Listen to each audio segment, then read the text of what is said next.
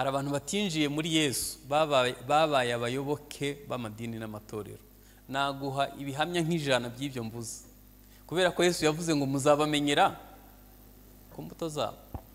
Umurimo w'Imana utangirira mu kumurikirwa n'umwuka wera, ukagira agahinda gatera kwihana kuticuzwa, ukiyemeza guhindukira, hanyuma ukizera amaraso ya Yesu nk'igitambo kizima, ukatura ibyaha wakoze. Ico gihe ubukijijwe.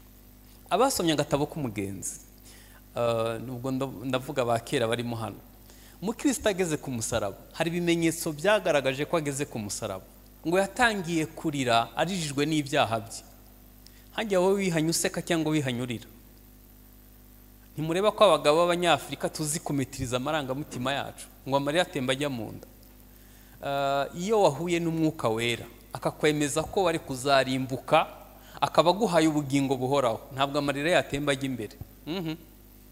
Azi inyuma ibintu birimo protokole bihita bigabanuka. Ariko Mukristo nyarageze ku musaraba yatangiye kurizwa n'ibyaha bye, uko yakomeje kurira umutwaro umuva ku bitugu.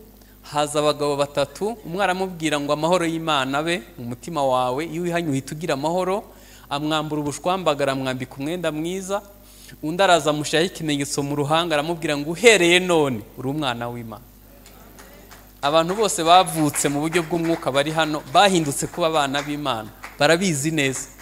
Umwuka w'Imana hamanya n'umwuka wacu ko turi abana. Ubajije abahungu banjye ukababwira ko ntari se, baguseka, barabizi neza ko ndize, babyiyumvamo muri bo.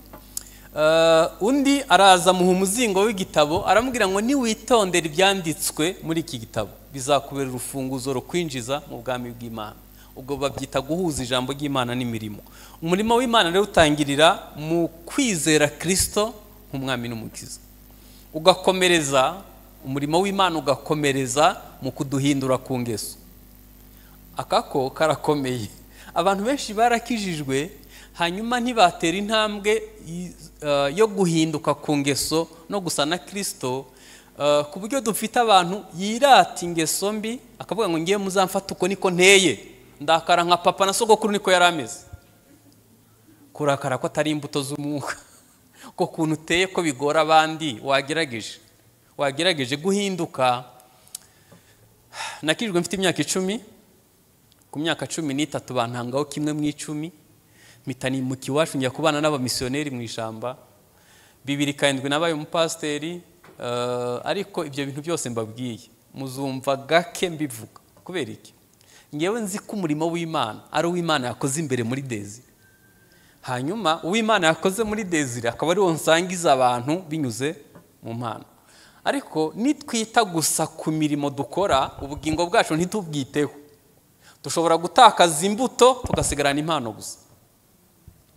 Umurimo w'Imana utangira mu kwizera Yesu, ugakomereza mu guhinduka ku ngeso, hanyuma ugakomereza mu kutumenyesha abo turi bo muri Kristo Yesu. Ndinde muri Kristo igizwe n'ibibazo byinshi. Ndinde muri Kristo Yesu, Imana yandemeye gukora iki? Nihe mpano mfite? Nuhe muhamagaro uri ku buzima bwanjye? Ni nuruhe ruhande mfite mu imbaraga? Kubera ko intege nke niwanyu barazikubwiye naho wize barazikubwiye, ahubwo kuye kumenya ngo ni ruhe ruhande mfite mu imbaraga gwatuma nkora imirimo myiza muri Kristo. Hanyuma ni bande bafatanya bikogwa, nihe miryango ikinguye ku buzima bwanjye, hanyuma nihe nkwiye kubikoresha. Niba utarabasha gusubiza ibyo bibazo, ntekereza ko uzakora ibintu bike muri Kristo. Muzi impamvu tugongana mu rusengero nuko tutaba turi mu mpano zacu. Iyo uri mu mpano yawe ntabwo ugongana n'abandi, ubikora unezerewe, ukabikora wumva ari bwo buzima bwawe. Umurimo w'Imana utangira mu kwizera Kristo, ugakomeza mu kuduhindura ku ngeso, ugakomereza mu kutumenyesha abo turi bo muri Kristo Yesu, hanyuma ukanakomereza nanone mu kwakira Kristo nk'umwami. Twamwakiriye dutangira nk'umukiza w'ubuzima, ariko akwiye no kuba umwami w'ubuzima bwacu. Yesu akwiye kuba umwami w'ubuzima bwo mu mutwe n'imitekerereze yawe. Yesu akwiye kuba umwami w'uburyo ufata ibyemezo. Yesu akwiye kuba umwami w'uburyo ukontorora umujinya wawe.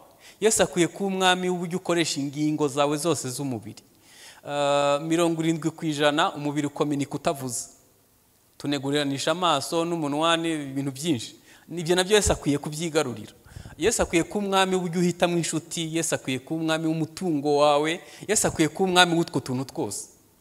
Hari igihe tumwakira tukamugumiza muri saro, ibindi byuma tukavuga ati hano tuzahirindira, ntuzinjireyo. Nanone umurimo w'Imana ukomereza mu gutuma twera imbuto.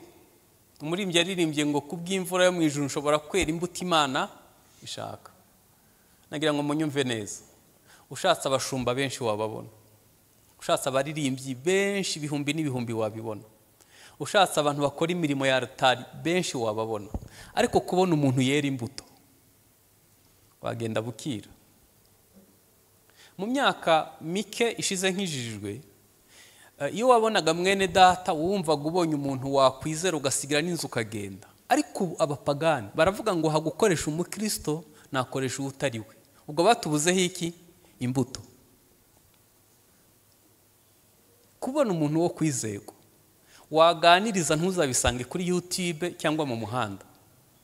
Kubona umuntu wo kwizego yakugirira umutwaro. Kubona umuntu wo kwizego ufite urukundo n'ibyishimo n'amahoro no kwihangana, ibyo bintu biba ari umugisha ukomeye. Dukwiye kwiga kwera imbuto Imana ishaka. Hanyuma ngewe nabonye igisobanuro gituma abantu benshi batagira imbuto. Impamvu abantu benshi batagira imbuto, imbuto ziva ahantu hakomeye, ziva mu gupfana na Yesu no kuzukana nawe. Yesu yaravuze ngo akabuto kataguye mu butaka ngo gapfe gakomeza kuba kari konyine, ariko iyo kemeye kagapfa kera izindi mbuto nyinshi. Hano wahashira toni y'ibishimbo hashira imyaka 10 nta kintu kiriyongeraho, ariko ibyagiye mu butaka byaba bimaze kugwira byarabaye byinshi. Ese turi abantu bemera gupfa ku ngeso? Turi abantu bemera gupfana na Yesu no kuzukana nawe, cyangwa turi abantu bidashishikaje? Ikindi umurimo ukomereza mu gutandukana n'imitekerereze ya kera. Abaroma 12:2, ntimwishushanye n'iby'iki gihe, yamara muhinduke rwose mugize imitekerereze misha. Reka ibyo mbisimbuke. Hanyuma ikindi, umurimo w'Imana ukomeza mu gutuma dukundisha Imana umutima wose n'ubwenge n'imbaraga. Umuntu agizwe n'ibice bitatu: umwuka, ubugingo n'umubiri. Urusengero keragwa ihema ryari rigizwe no hanze ahera n'ahera cyane.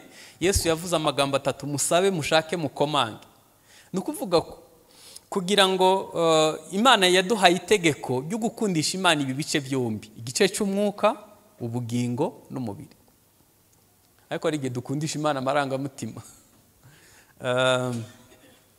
Hanyuma ikindi nuko tugira equilibre muri bya bice bitatu. Ubuzima buri equilibre mu Mana ni ngombwa. Ni byiza kumenya umwanya w'Imana, ni byiza kumenya umwanya w'urugo rwawe n'umwanya wo gushaka ubuzima. Dufite abantu rero bahengamiye ahantu hamwe. Iyo agiye gushaka amafaranga n'ubuzima ntibuka ko gusenga biri ngombwa. Hanyuma hari abandi bagiye gusenga batibuka ko basize ingo.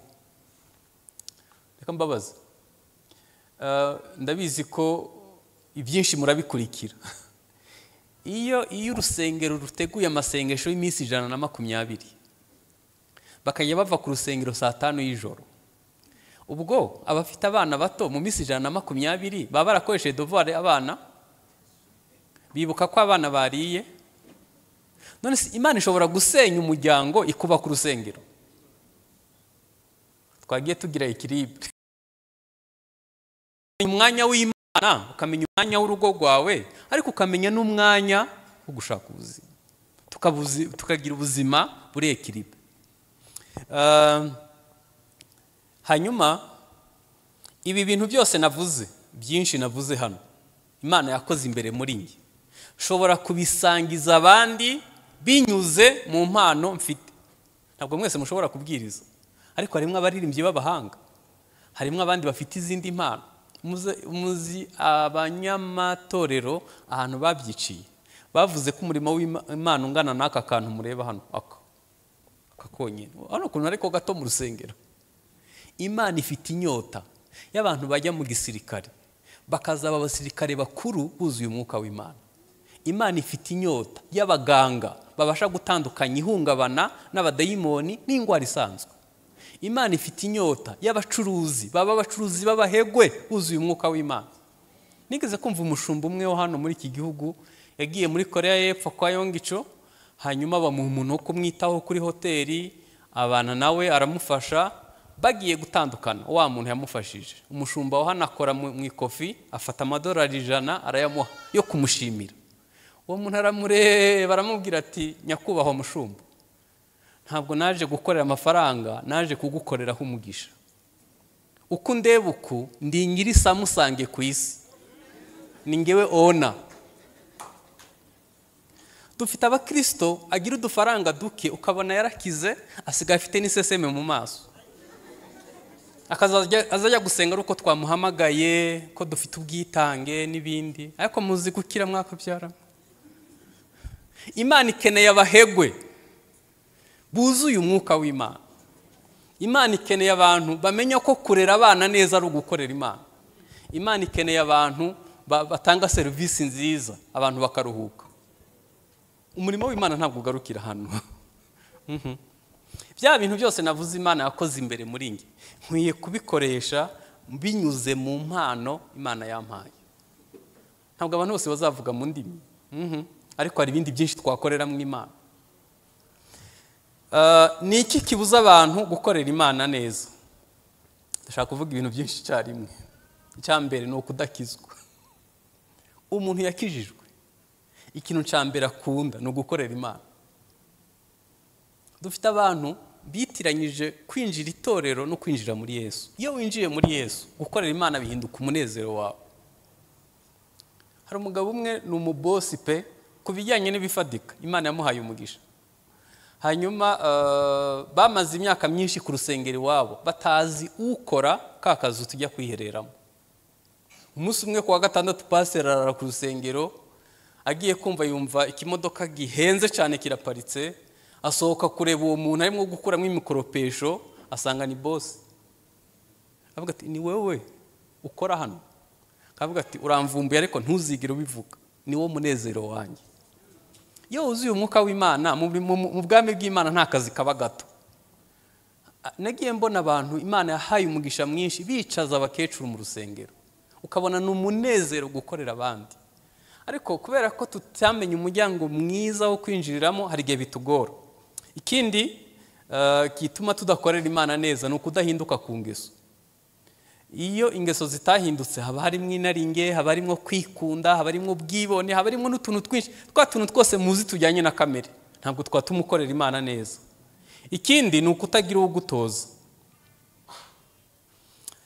Ibi mu bitandukanye na babandi ubu hasigara ibintu byateye, aho hagati y'abakristo na Yesu njyamo hagati, nkababwira ngo nimuncamo nibwo muzagera kuri Yesu. Ibyo simbyemera, ni ubuyobe. Ariko nanone mu rugendo rwo gukizwa buri wese agira umwunganira. Kubera iki? Munyumve neza. Umuntu uri smart agizwe no kwibesha 70%. Fata 70% ugerekeho amosha ya Satani. Amosha ya Satani wagerekeho ibigeragezo waciyemo. Ibigeragezo bigerekeho ibikomere wakuyemo. Ibikomere bigerekeho ubumenyi buke. Buri muntu asigara ari kangahe? Abantu bose bagera ku ntego baba bafite abafatanya bikogwa cyangwa baba bafite abajyanama benshi babafasha. Ariko twe turi byose muri byose. Kandi nahoze nganiriza umuntu, ndamubwira ngo mu bihugu biteye imbere cyane, umuntu aba afite nk'abantu 7 bamukurikirana. Aba afite muganga we, aba afite umunyamategeko we, aba afite umukansara we, aba afite umusosiyale we, aba afite umunitisiyoniste we, aba afite pasteri we yakijijwe, hanyuma aba afite na banki ye. Abo bantu bose mvuze buri mezi 3 baraguhamagara. Muganga akaguhamagara ukaza muri kabine, agakora full check up, nta na hamwe yakubabaza, akareba niba. Hanyuma umukansara akakubaza ngo mu mezi 3 nta kintu cyakubabaje.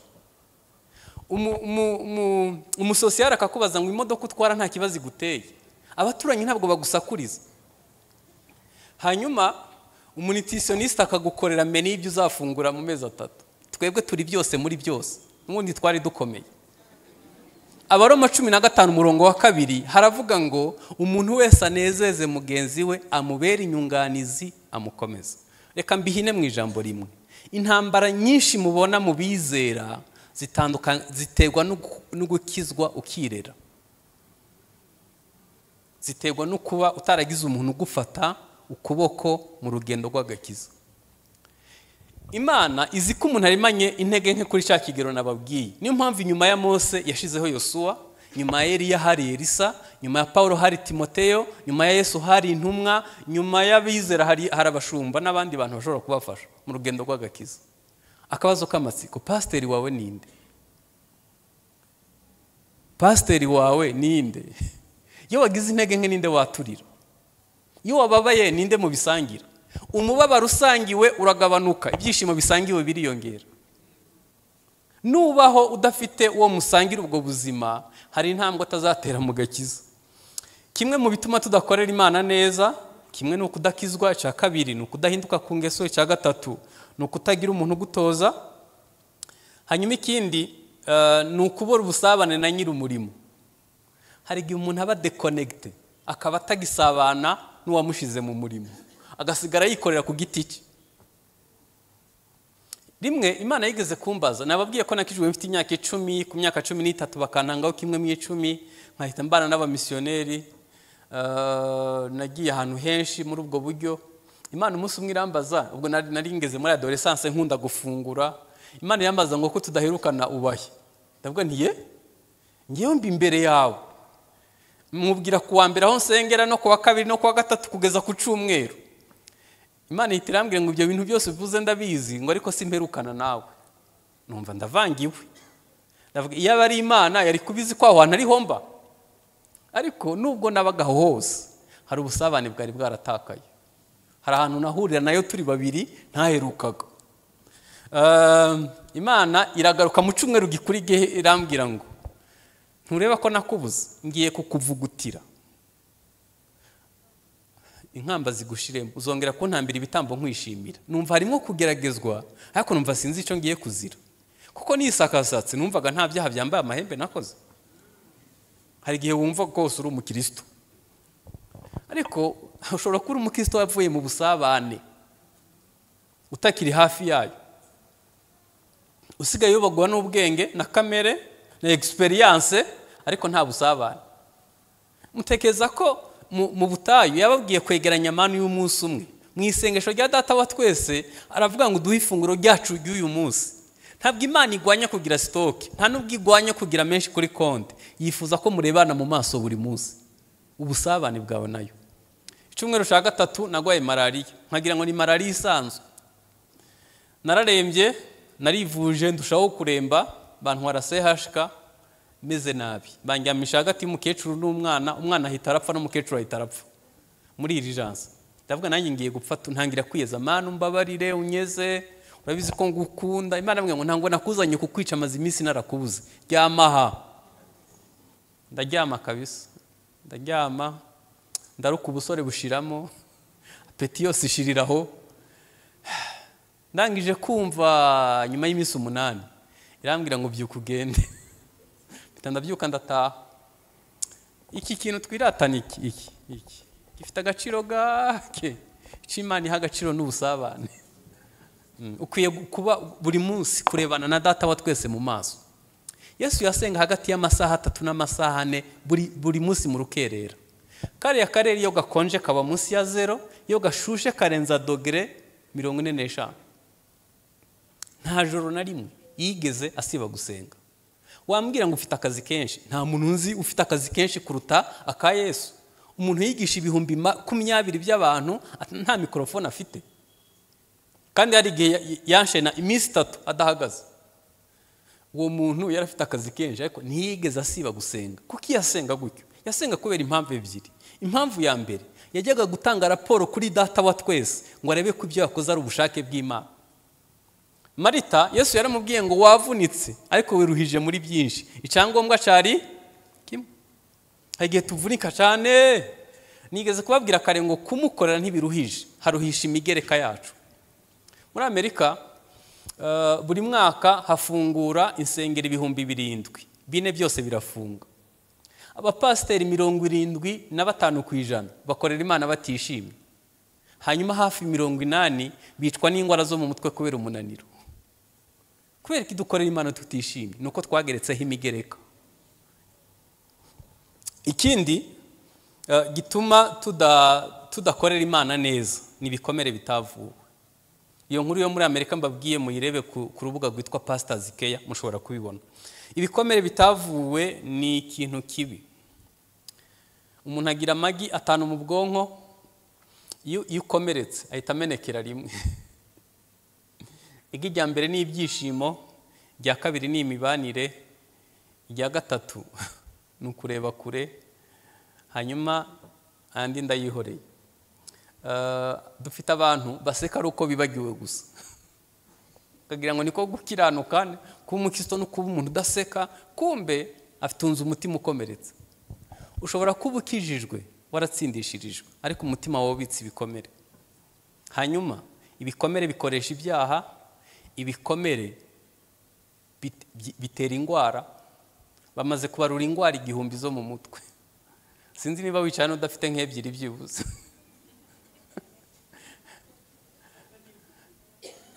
Kwibagirwa ni ingwara yo mu mutwe, kubesha ni ingwara yo mu mutwe, kwica gahunda ni ingwara yo mu mutwe, kwikunda ni ingwara yo mu mutwe.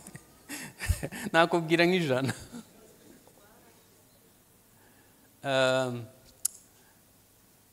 Iyo umuntu akomeretse bimukoresha ibyaha, bitera ingwara, byinjiza abadayimoni, byica imibanire yawe n'abandi, bituma ushidikanya Imana, bituma utakaza identity. Ntushobora kugira iyerekwa n'icyerekezo umutima warakomeretse. Umuntu ashobora kuba akijijwe ariko afite ibikomere bituma adakorera Imana. Kimwe mu bizakwereka ko umuntu yakomeretse ni ugushira abantu mu gatebo kamwe. Ubu umuntu ufite igikomere ku mugabo yakwemeza ko nta mugabo n'umwe muri iki gihugu muzima ubaho. Umuntu ufite umugore w'ingara yakwemeza ko abagore bose ari kimwe. Umuntu yakomerekeye mu rusengero yakubwira ko abashumba bose ntawe ukijijwe ubaho. Kubera iki? Iyo umuntu atangiye gushira abantu mu gatebo kamwe aba afite ihungabana. Yego ushobora kuba warakomekeye mu rusengero. Ikintu nakubwira, ntabwo urusengero ari ihuriro ry'abatagatifu. Twese turi mu nzira yo guhinduka, turi mu nzira yo gusa na Yesu. Nunahakomerekera Yesu azakomora. Ntuzananigwe gukorera Imana cyangwa ngo wivumbure gukorera Imana ni inyungu zacu. Usibye ko biduhesha umugisha, tukirina bizaduha n'amakamba tuzambara tugezeyo. Bibiliya yatubwiye ngo nuko bene data mukomere, mutanyeganyega, murushaho gukora imirimo y'umwami kuko umuhati wanyu atari ubusa mu mwami.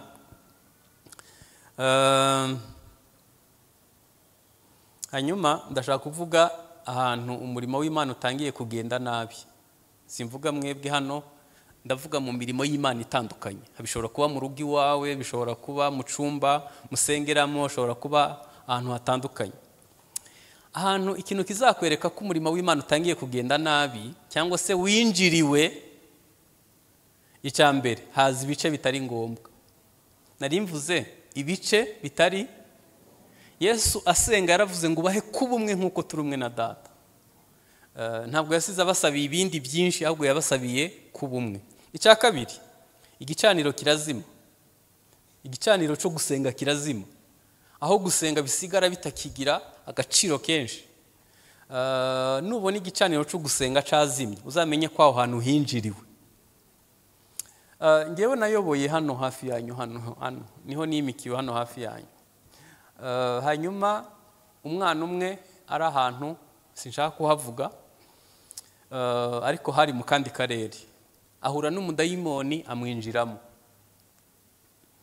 Aramubwira ngo nguhaye mission ugenda ahantu hitwa gutya, hayobogwa n'umupasiteri yitwa gutya, uzajye muri korale yitwa gutya, hanyuma bagonganisha imitwe. Ikintu gitangaje rero, yari umucuranzi w'umuhanga, urumva umwana wo kwa pasiteri, se yari pasiteri w'umuhanga. Nashidutse acuranga muri korale ntazi igihe yazi. Mbona umwana ucuranga neza, ndabikunda, hanyuma turamwakira, menya ko se ari pasiteri. Icyabaye ni iki rero? Yaracuranze akajya asura buri wese mu rugo, arabagonganisha kugeza ubwo polisi yaje. se wiwe yagiye gusenga iminsi 7 ku manywa na nijoro. Imana imuhishurira uko umwana we yatewe na dayimoni, araza kunshaka, aza kundeba hano, arambwira ati pastor pole sana wagize ibyago, umwana wanjye yinjiwemo n'umuzimu, hanyuma aza gusenya. Turamuhamagara arabitwemerera. Mbabwiza ukuri, polisi yari imaze kuza mu rusengero kubera kugonga.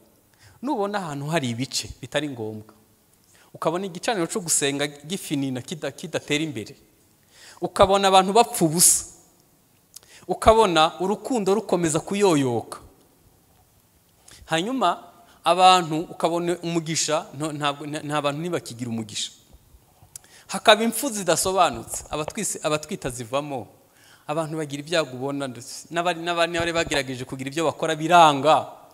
Uzamenye ko ahantu hari umusataniste, abari imbaraga z'umwijima zigwanya umurimo w'Imana. Hanyuma ikindi, abantu bahora mu birangaza bidahuye n'intego nkuru. N'uyu utaha nimugoroba kuri smartphone yawe, yicanye ekara irabyara registre, no kuvuga ngo ushobora kureba umwanya wose wakoresheje ureba kuri ekara. Ni gute ushobora kureba kuri ekara amasaha 6 udashobora gusenga iminota 30? Ni gute umwana wawe umuburira iminota 30 ngo murebane mu maso mukorane ikiganiro udashobora kubura iminota 90 y'umupira? Ni ibibazo. Hanyuma ikindi, ubusambanyi burinjira. Ikindi, abantu batangira kugwanira icubahiro, batangira kugwanira, ariko ubundi uko ubashwe hahandi ukora ni wawe hose. Hano n'ahantu twaje gushakira kubaho. Amazina numva amazina abantu bitwa muri uyu murimo, nkumva ubwoba buranyishe.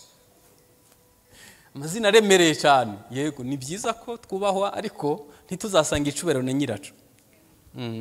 Hanyuma ikindi, hari igihe hazamwe amafaranga, hakazamo ubwibone, kubabarira bikatugora, hanyuma abantu bagatangira gufata Imana uko itari, abandi bakinjira mu gahinda gakabije no gutwagwa n'ibyisi. Nagira ngo nsoze gutya, ikintu wakora ku isi ukazarinda upfa uticuza no gukorera Imana byonyine.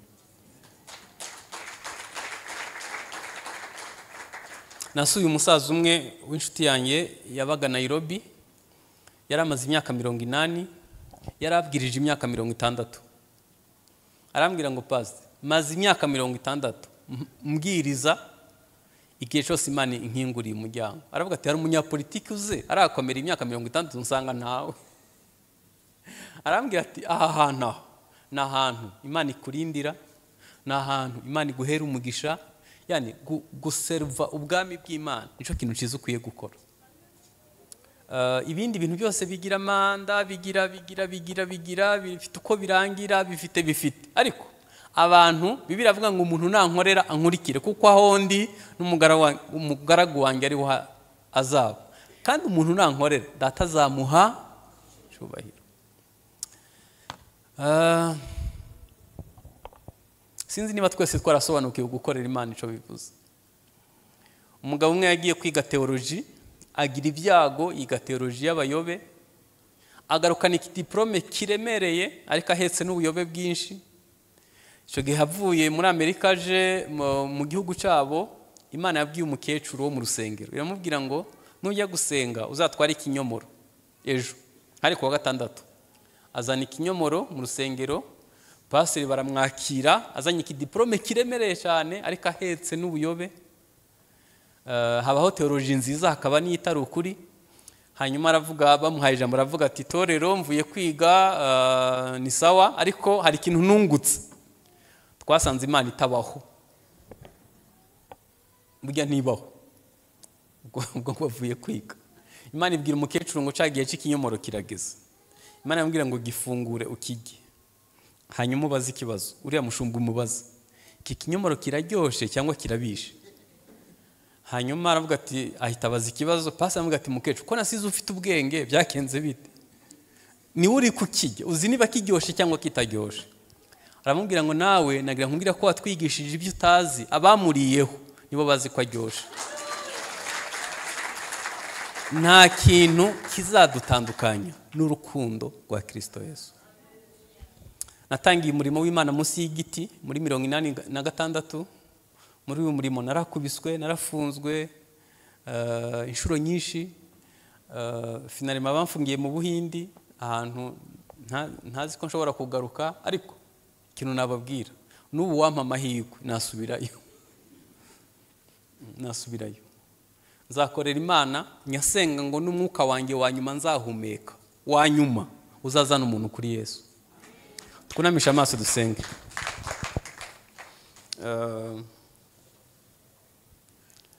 Data, mu izina rya Yesu, uyu mugoroba turi imbere yawe kugukorera nukwima nk'abami, kugukorera n'ibyicubahiro, kugukorera nibyo byiza gusa. Reka kwizera kwacu kudushoboze mwami no gukora ibyo ushaka. Dufite iminsi tutazarenza inaha. Yesu ku myaka 33 yaravuze ngo ibyo gucungura abantu ndabirangije, ushaka wese naze. Paulo yasoje avuga ngo meze nk'ibisukwa ku gicaniro. Danieli yarangije umurimo we, bituma Abisirayeli bataha. Ndasenze ngo muri hano bose ubashoboze mwami kumenya icyo bahamagariwe kandi ubashoboze kugikora. Ineza wibane natwe uyu mugoroba, udusukire ububyutse bwo gushaka imirimo izaduherekeza, kandi iyo niyo izaduheramwe umugisha tukiri inaha. Mwami, ntawe ukwiye kubitwingingira, n'amahirwe n'ubuntu twagiriwe kuba dushobora guserva ubwami bw'Imana. Turagushimiye ko twamenye Imana igira neza. Mwami, turabizi ko abantu bagukorera neza nta na kimwe bazabura, bazabona ibyiza byose biva mu kukubaha. Ubuntu bwawe bubane natwe mu izina rya Kristo Yesu, amen.